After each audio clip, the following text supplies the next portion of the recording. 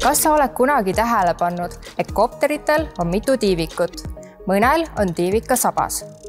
Kas sa tahad teada, miks see nii on?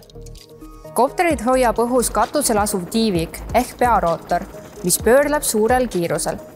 Suurel kiirusel pöörlamine võib aga panna kopteri kere kontrollimatult tiivikule vastassuunas pöörlema.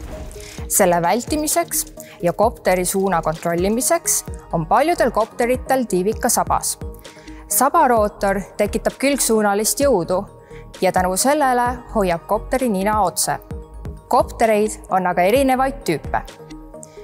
Näiteks nendel kopteritel, millel sabas tiivikut pole, on suuna hoidmine saavutatud muudel viisidel, enamasti mitme rootoriga pea kohal. Näiteks on koptereid, millel on 2 pearootorit, mis asuvad kas üksteise kohal, kõrvuti külgedel või ees ja taga. Nendel juhtudel pöörlevad pearootorid juba üksteisele vastassuunas ning lisatiivikut sabasse polegi vaja. Seega, kopteritel on sabas tiivik selleks, et suunda hoida ja vältida kopteri kere pöörlemist.